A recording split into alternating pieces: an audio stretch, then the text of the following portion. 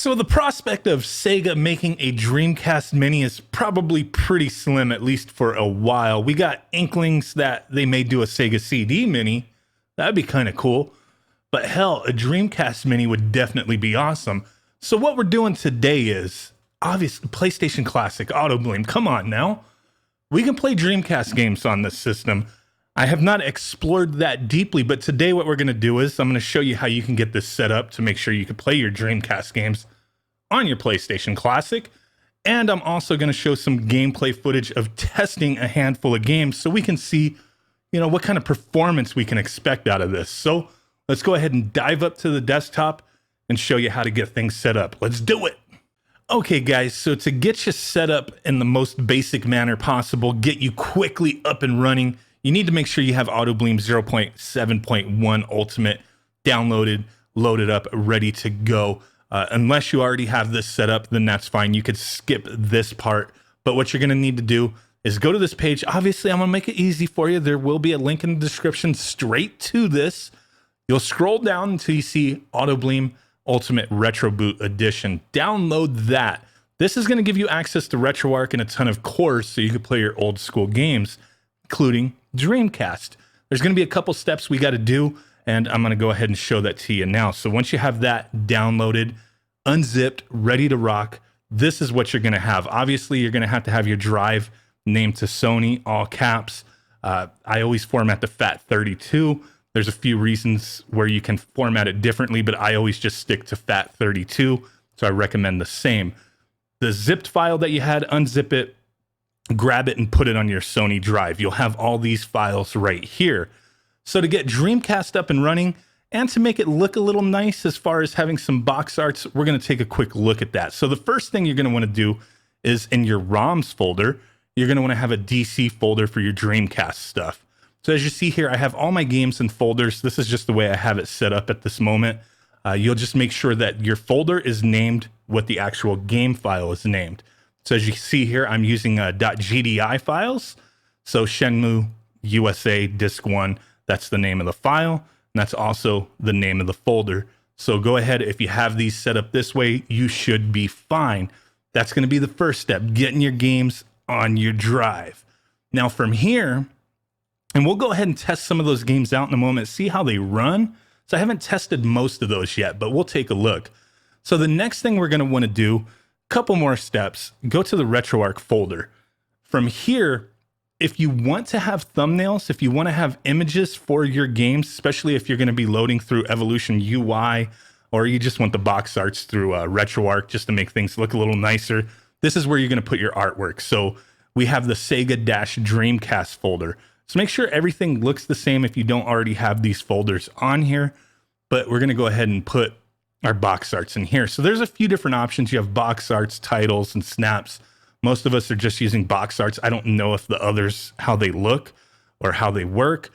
I just use box arts. So from this spot right here, named box arts in our Sega Dreamcast folder, that's where we will put our box arts. PNG files named exactly the same as the folder or the game file that you loaded up into the ROMs folder. So just make sure all that matches. If artwork doesn't show up and it like through Evolution UI and it shows a RetroArch black box, that means the name is incorrect. It's not matching up to what the system's expecting. So just double check everything. Make sure your artwork is named the same as the game file.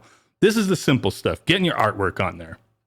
Next thing is going to be setting up a couple other things. So from here in RetroArch, we're going to go ahead and go to System. And then we're going to want to make sure we have a folder. If you don't already have this folder, make sure you have one, just an empty folder named DC. And here we're going to have to put two files if you don't already have these. DC boot and DC flash bin, .bin are BIOS files. So this is going to make sure everything runs properly. So go ahead and search for that stuff. If you don't already have it, find it, get it thrown into this folder. Good to go. You can run Dreamcast now. So that's pretty much where we're at with this. There's not much else you need to do on your PC. There's some things you could really tweak around with, but it's not 100% necessary at this step. If you just want to play some Dreamcast, we're ready to jump into it. So we're going to go ahead, get back on the PlayStation Classic, show you how to make sure everything is going, test out a few games, show some stuff. So let's go ahead and jump back on over there to the PlayStation Classic. Okay, so if everything went as planned, or if you already had a pre-built image you were working off of, and you booted up your PlayStation Classic, you should be greeted to a screen like this. So what we're gonna wanna do, since we just added new games, possibly a new system if you didn't already have Dreamcast on there, we're gonna wanna go into RetroArch to do a couple things real quick. So it takes a second to load up. Just be patient, man. It's gonna be all right. So if you don't already have Dreamcast on here, as you see, I do, and I have my artwork set up, all that good stuff. What you'll want to do if you don't have any of that is go ahead and scan that directory. That's how we're going to go ahead and make our playlist. So that option is going to be right here on the plus sign. So it's just a few over from the beginning there. You'll go ahead and click X on scan directory. You'll search for, you may have to dig through, there might be a few different folders here. Just find where your ROMs are. Go for the DC folder, which has our Dreamcast games in there. Click X. Make sure your games are in there. Make sure you're in the right folder, right? The right directory. Click X on scan directory. This can take a little bit. Sometimes it's quick, sometimes it's not. If you have everything set up properly, it shouldn't take too long to scan the directory and create that playlist for you. So if you didn't have Dreamcast already, you should have Dreamcast now listed in your playlists. And we are using Raycast as our core. If you want to go ahead and do some core specific stuff, you can go ahead and load that core. And from here, the first option, load core, scroll up, down, wherever, however, find the Sega Dreamcast core.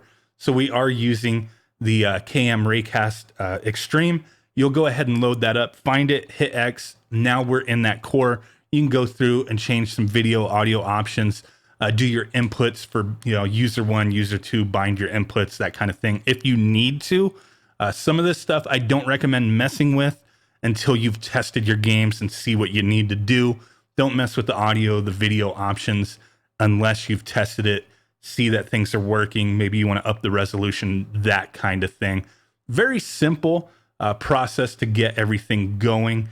The cores that we have on here, they're all included on the Autobleem RetroBoot Ultimate build that you can download from that GitHub page that I'll link to in the description.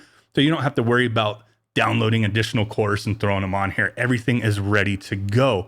So the real big purpose of this video was I wanted to test some Dreamcast games. See what we can actually do with this. Is this a viable solution for us to have a Dreamcast Mini in a sense?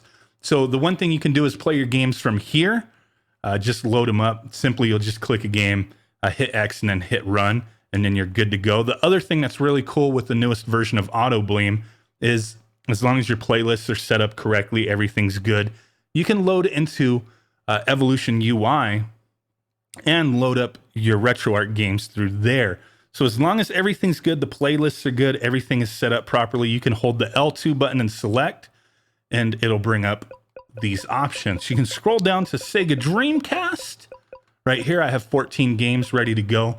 You see we have our artwork. I'm probably going to switch most of these to just box arts at some point after I test everything, make sure all the games run. But right now what I'm going to do is I'm going to test a handful of games, capture some footage, showcase it to you guys so you can hear it and see what kind of performance we get out of the PlayStation Classic running Dreamcast. And then at the end, I'll comment on it a little bit. You guys can let me know what you think in the comments down below. So let's go ahead and take a look at a handful of games. Versus Sophia. Battle 1, fight!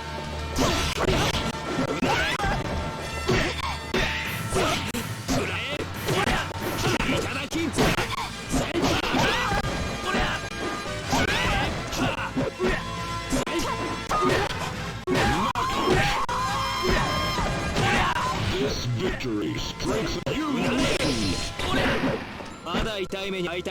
Battle 2, fight!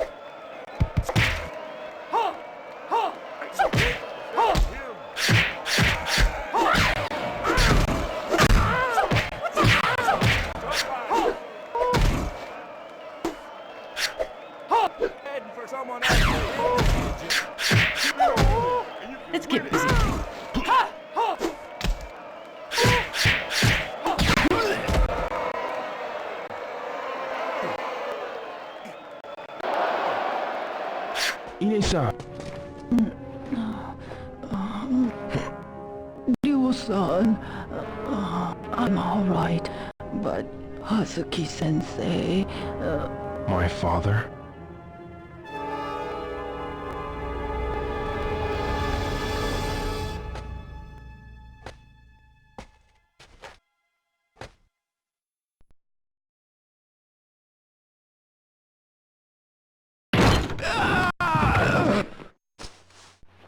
Fusa! Fusa! Ryu-san! Fusa!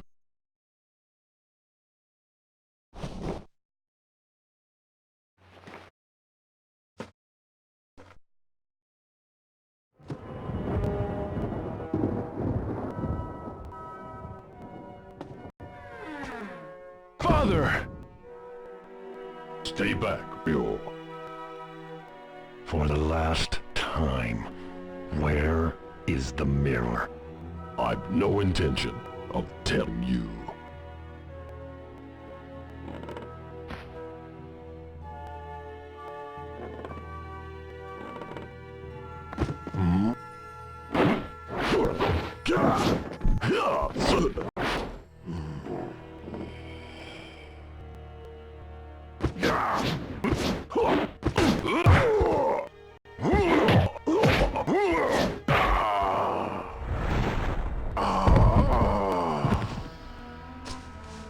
Father!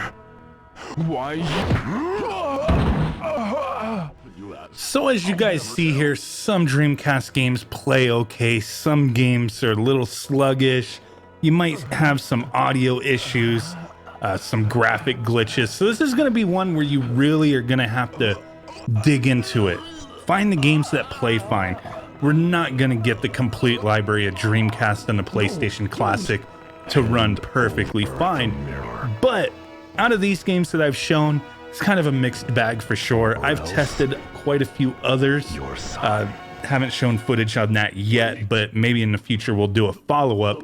But I found, you know, there's some games that play extremely well, some games that have minor issues and are still playable. So it's really going to be up to you. What can you deal with when it comes to Dreamcast on the PlayStation Classic?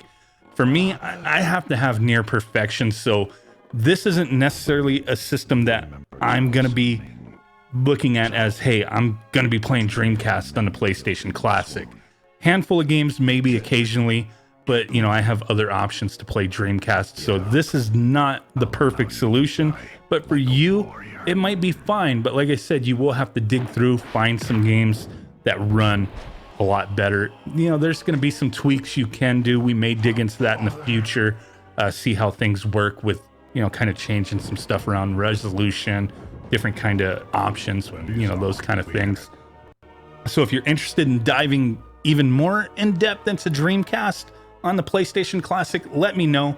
We'll see what we can do. We'll jump into it, see what we can tweak with, what we can manipulate to see if we can get better performance. The whole time I've had the FPS counter up at the top. You know, so you can kind of see how some of these games are performing as far as, you know, the frames per second go. Some are kind of stuttering, some are kind of remaining okay. But there you guys go. Just wanted to give you guys this little video, show you how to get Dreamcast on your PlayStation Classic, test out a handful of games that I haven't tested before. Just let you guys see with your own eyes, hear with your own ears. Unless you hear with your nose, I don't freaking know. But hey, if you want more, let me know. With that said, I will catch you guys next time. Peace out, bye-byes, and boom. Bye.